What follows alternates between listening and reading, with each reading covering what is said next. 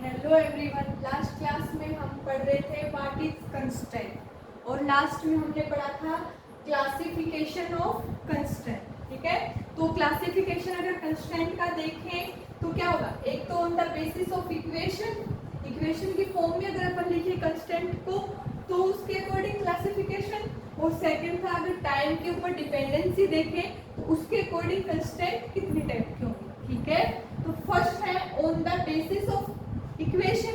On the basis of equation अगर अपन देखें तो कंस्ट्रेंट टू टाइप्स के होते हैं, होलोनोमिक कंस्ट्रेंट और नॉन होलोनोमिक कंस्ट्रेंट। ठीक है, ऐसे ही अगर अपन on the basis of time देखें तो कंस्ट्रेंट क्या होंगे, टू टाइप्स के होंगे, स्केलोनोमिक कंस्ट्रेंट और रेहोनोमिक कंस्ट्रेंट। अब अपन अलग अलग देखेंगे कि होलोनोमिक क्या होता है, नॉन होलोनोमिक क्या होता है, स्केलोनोमिक क्या होता है और रेहोनोमिक क्या होता है। ठीक है, देखो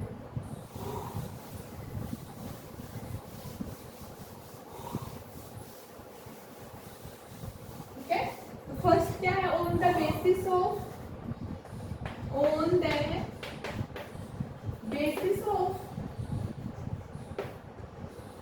इक्वेशन, उसके अंदर फर्स्ट अपन क्या देखेंगे, होलोनोमिक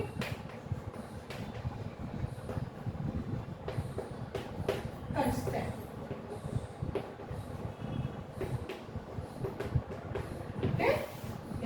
होलोनोमिक कंस्टेंट क्या होता है, अगर कोई भी कंस्टेंट को अगर अपन फंक्शन के फॉर्म में शो कर दें।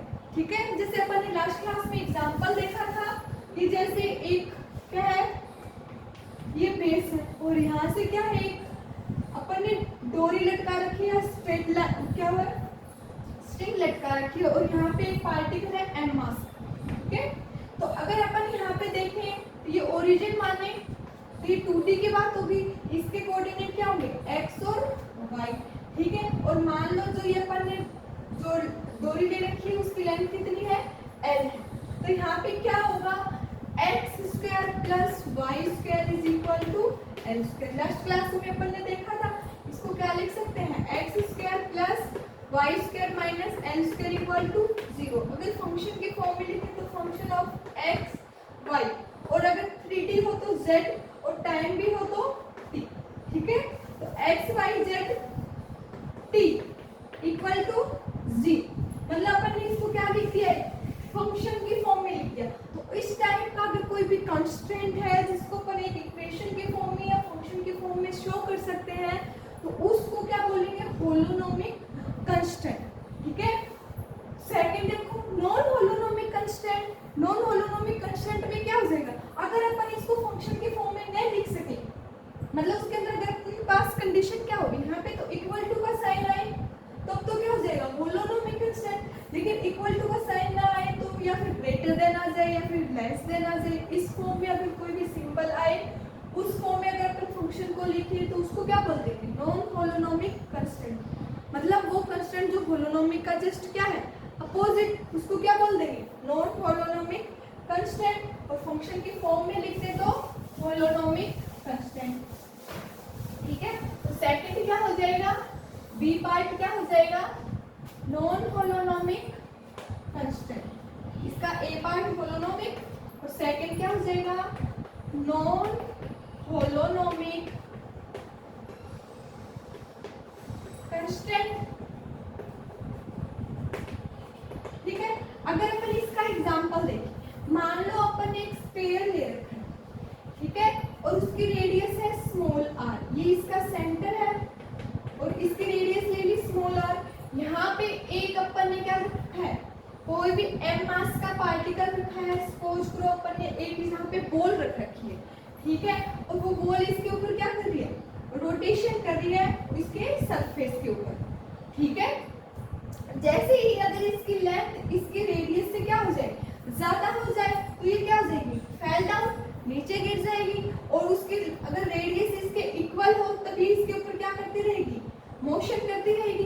तो इसके लिए अपन कंडीशन क्या बना सकते हैं कि जो इसकी जो डिस्टेंस है, अगर इसकी पोजीशन मान लो एक्स वाई, अगर 3D की बात करें तो z, तो पोजीशन क्या हो जाएगी फंक्शन एक्स वाई मतलब X square plus Y square plus Z square, अगर ये इसकी डिस्टेंस इज ग्रेटर देन रहे, सॉरी इक्वल टू रहे किसके, आर के, तब तो ये क्या रहेगी, इसके ऊपर प्रेजेंट रहेगी और रोटेशन करेगी।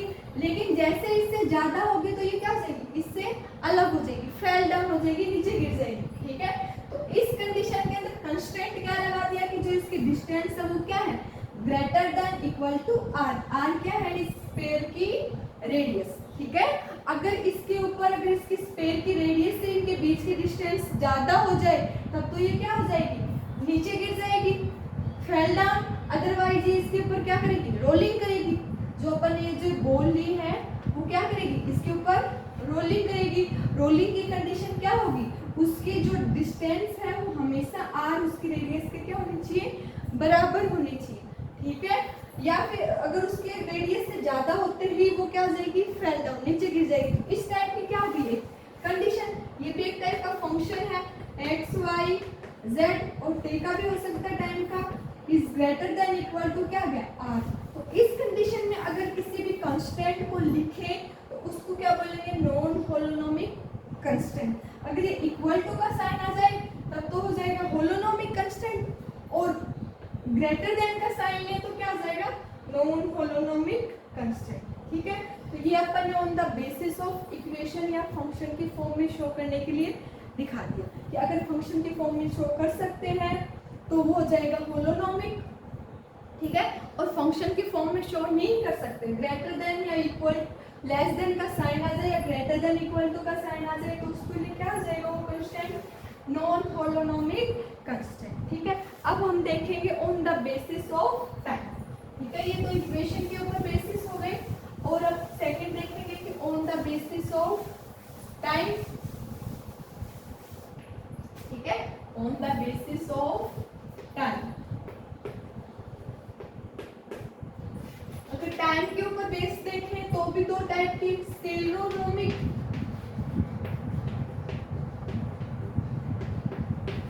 कांस्टेंट। ठीक है, और एक क्या होगा, रेहोनोमिक कांस्टेंट।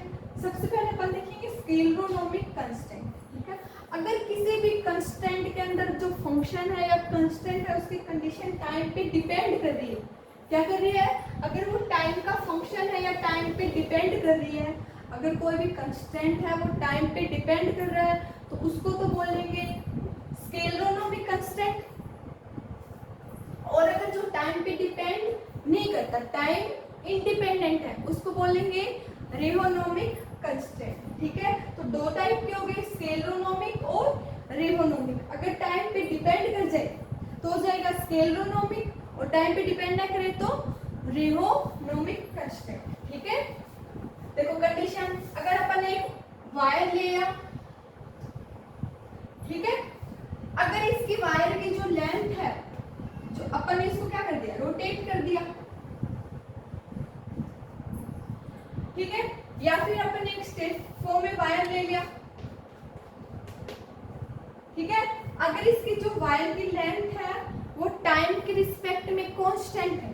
ठीक है, तो इसकी लेंथ अगर टाइम के रिस्पेक्ट में कांस्टेंट है तो इसके ऊपर जो मोशन करेगा पार्टिकल वो टाइम क्या होगा, उसका मोशन क्या होगा, पार्टिकल का टाइम इंडिपेंडेंट होगा। ठीक है, लेकिन अगर अपन जो ये वायर ले रहे हैं वो क्या करे, टाइम पीरियड के अकॉर्डिंग ये क्या करे, चेंज हो, मतलब उसका एक पर्टिकुलर फिक्स अपन उसके ऊपर कंस्ट्रेंट लगा दे कि उसका एक पर्टिकुलर टाइम पीरियड है, उसके अराउंड क्या कर रहा है, मोशन कर रहा है, तो टाइम पे डिपेंड हो गया, तो इसके ऊपर जो पार्टिकल है उसका मोशन भी क्या करेगा, टाइम के ऊपर डिपेंड करेगा। ठीक है, तो टाइम पे अगर डिपेंड ना करे तो स्केलरोनोमिक, और टाइम पे डिपेंड कर दे तो रेहोनोमिक। तो ये किसकी एग्जांपल हो गए, स्केलरोनोमिक और रेहोनोमिक। तो टाइम डिपेंडेंट रेहोनोमिक और time independent scleronomic. Rheonomic constant, time dependent और टाइम इंडिपेंडेंट। ठीक है। अगर अपन किसी भी कंस्टेंट को टाइम की फॉर्म में शो कर रहे हैं तो वो तो हो जाएगा टाइम डिपेंडेंट, और जो शो नहीं कर रहे हैं उसको क्या कहेंगे, टाइम इंडिपेंडेंट। ठीक है, आज के लिए इतना ही। नेक्स्ट क्लास में अपन देखेंगे जो कंस्टेंट अगर अपन किसी पार्टिकल की लिखते हैं तो उसमें कुछ प्रॉब्लम आती है, और वो प्रॉब्लम क्या होती है और उसका सॉल्यूशन क्या होता है। Thank you.